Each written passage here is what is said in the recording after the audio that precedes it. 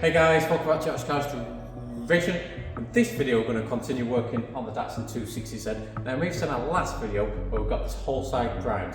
Well, in this video, we're hopefully going to get this floor pan welded in. So, let's grab some tools and let's crack on.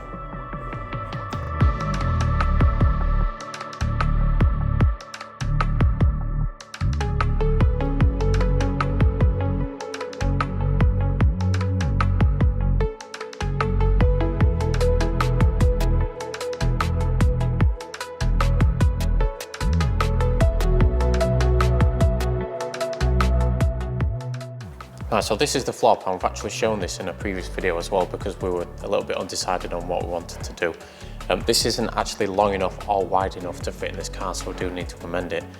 Now the chassis rail that's actually in the car, one side of the chassis rail is actually bigger than the other side as it's designed.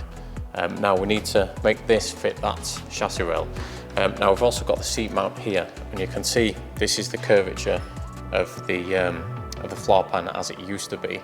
Now I need to clean this up and see exactly what I need to do to this floor pan to actually make it fit this and fit the chassis rail.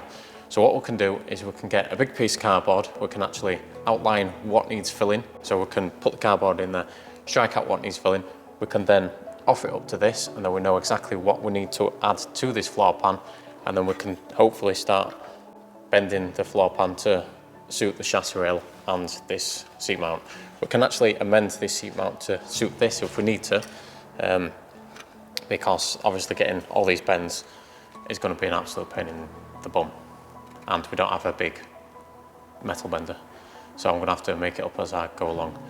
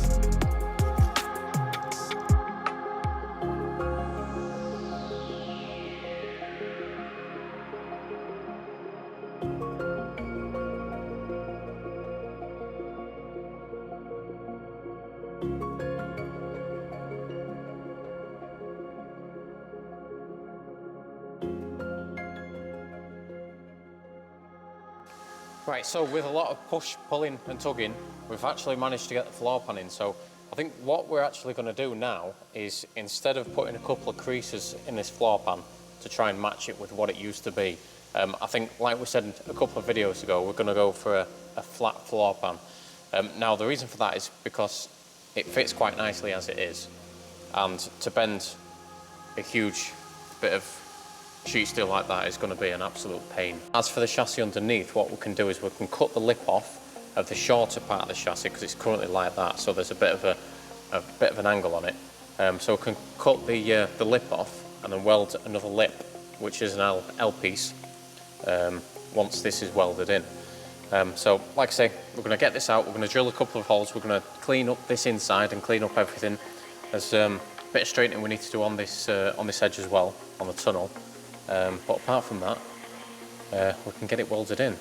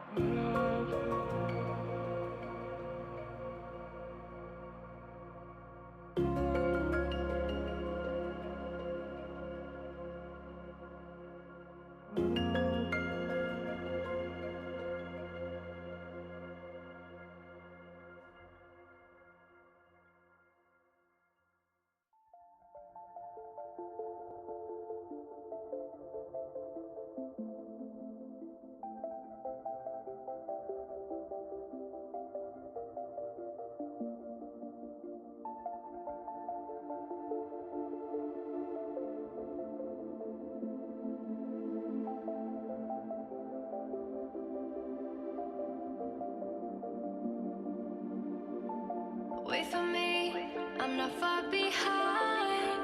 I know that I can change. Remembering all of those nights beneath the window frame. Don't know why we keep going round and round in the same place. Can't decide to live my life on the ground or in outer space.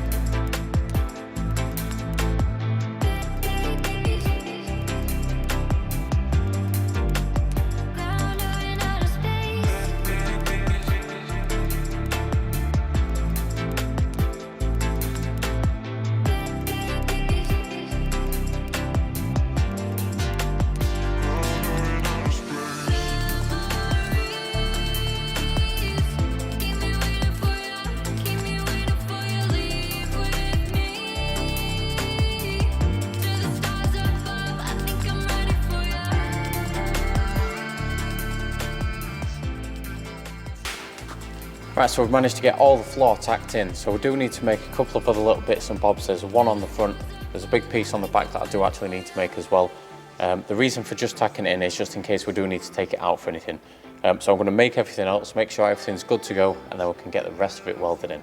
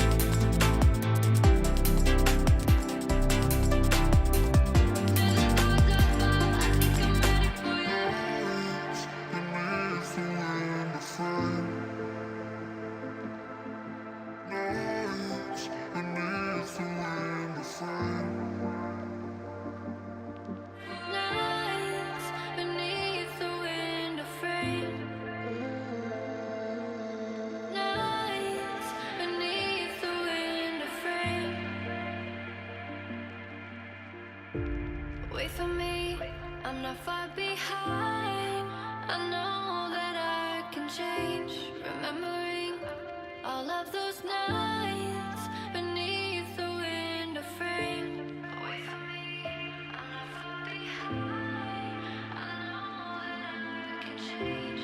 Remembering all of those nights beneath the window frame. Don't know why we keep going.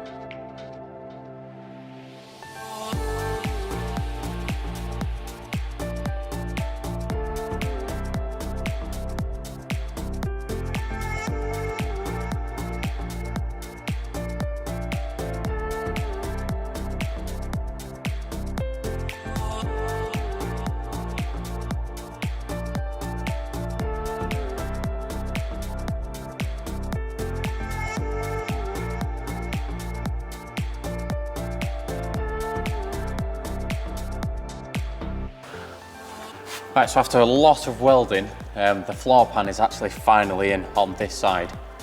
There is a couple of areas that we do need to address on that back side as well, but we'll get to that once we get underneath the car.